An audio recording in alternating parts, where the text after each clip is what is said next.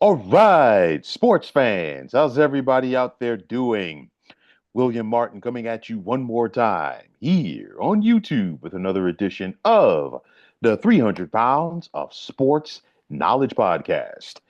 So, after relying on the services of Bill Belichick as their head coach for 24 years, the New England Patriots are now on their second head coach in the last two seasons. But for their sake, they are hopeful and they appear to be headed in the right direction with Mike Vrabel as their guy. And as the Patriots find themselves in the midst of a rebuild, it's all about them building around their young quarterback, Drake Maye. Last year, we saw the Patriots take Maye third overall, and he took his lumps as a starter with the Patriots. He was 3-9 for New England last year, 15 touchdowns and 10 interceptions. But I'm not going to put all of that on May because, quite frankly, he didn't have a good team around him. Okay. And with that said, the 3-9 record from May as a rookie, I don't think that's going to sway the Patriots, if you will, because I think this organization is still very high on this young man, and they should be. And now, since you see that May has the potential, it's all about New England taking that next step and putting the pieces around him. So far this offseason, we've seen the Patriots make their biggest move, which was to bring in former Pro Bowl wide receiver Stefon Diggs as they signed him to a 3-year deal. And of course, Diggs has had some very productive seasons first with the Minnesota Vikings and Buffalo Bills. Went to the Houston Texans last year, didn't work out, especially since he tore his ACL in the middle of the season. So he's coming off of that ACL injury. But, New England is still hopeful that his veteran presence will be just what the doctor ordered as far as giving Drake Maye a legitimate threat to catch the football on the outside. So, with all of that said, we've got the NFL draft coming up later on this week. And of course, one would think, how should the Patriots approach this draft? So they're going to pick fourth overall in round number one on Thursday night. And this is the first time since 1994 that New England is picking in the top five in consecutive years. In 93, they got their quarterback in Drew Bledsoe. And the following season, with the fourth overall pick, it was defensive end Willie McGinnis. Now, fast forward to the present, 2024, of course, saw New England take Drake Maye in round number one. Now you have to wonder if they're going to go defense or are they going to go offense to try to put some players around Drake Maye on offense. So there's a lot of speculation right here with what New England can do. And my thing is, I think if you're the Patriots, you're just sitting back and you're just going to watch what Cleveland and the Giants do.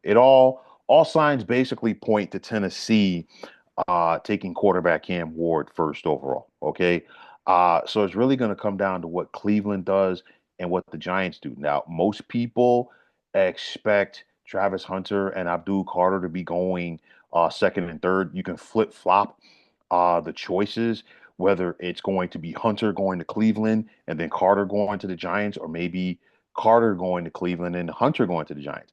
Strong possibility about that, but it's not a guarantee, of course, until that card is handed in to Commissioner Roger Goodell. But nonetheless, if you are New England and Abdul Carter is there, do you pass on? The reason why I say it is because I would imagine, and I could be wrong on this, but I would imagine the Patriots would look maybe at offensive line first and foremost to give, excuse me, Drake May, some beef up front, somebody who's going to protect his blind side, but nonetheless, a havoc wreaker, if you will, like Abdul Carter would be too good to pass up on, if he's available. And then you got Vrabel, of course, who's a defensive-minded coach. He's going to coach that guy up. Okay, that's just one thought. But then, secondly, what if Travis Hunter is available? And we know about Vrabel and the bulk of his playing career in the NFL came with the Patriots. And you think about the system in those days under Bill Belichick, and it was all about versatile guys. And when a guy like Vrabel was on the field, you never knew if he was going to be defensive end, outside linebacker, you name it. Okay, Abdul Carter could be a versatile guy for Vrabel's defense, but then you could do so many different things with Travis Hunter. And the question would be, how would the Patriots look to use him? I mean, would he be a wide receiver primarily or a defensive back? And I've been posing that question about Travis Hunter for like any team that could possibly go out there and take him. And at the end of the day, I feel like if you're Vrabel and the Patriots, you're kind of like a kid in a candy store right now because you have that fourth spot. You can go in so many different directions. If Travis Hunter is there, if Abdul Carter is there, then like I said, offensive line help. You've got Will Campbell out of LSU, Armand Mimbu out of Missouri, Kelvin Banks Jr. out of Texas, or do you want to go defensive line with Mason Graham possibly, or Teteroa McMillan to find wide receiver out of the University of Arizona? Nonetheless, like I said before, the Patriots are like a kid in a candy store because there's so many good directions that it can go in because there's a lot of needs on this team. Okay, they were real bad last year. They were real bad the year before. And I said this once they parted with Bill Belichick after 2023. And of course, once they moved on from Gerard Mayo after last season. This was, and it's not going to be a quick fix for the Patriots because Belichick, the general manager, didn't do Belichick, the head coach, any favors probably over the last 10 years of his tenure with the Patriots. Okay. So nonetheless, you have a situation right here where there's a lot of needs and there's a lot of good players in this draft that can definitely impact the Patriots positively from day one. So when it's all said and done, New England has an opportunity to really speed up the rebuild if they kill it at the draft this week. Why? Because they picked fourth overall in round number one. They have they picked second overall in round number two. Okay. And of course, you can still find first round talent available early on in round number two. And then two of the first 13 picks in round number three in this draft belong to the New England Patriots. They double up in round five, they double up in round seven as well. So, nonetheless, if you're New England, you do have an opportunity to get some football players in there that can help to make an impact on this team. So, I look at it like this: New England definitely wants to go out there and they want to try to kill things at this draft. There's no ifs, ands, or buts about it. And I think that would definitely put a smile on the face or the faces of Robert and Stephen Kraft. I mean, the Patriots just finished up a 4-13 season. And, the folks in the Boston area that follow this team, it's safe to say they're not accustomed to it because New England has not been down on their luck like this in quite some time. We're talking about consecutive 4-13 seasons.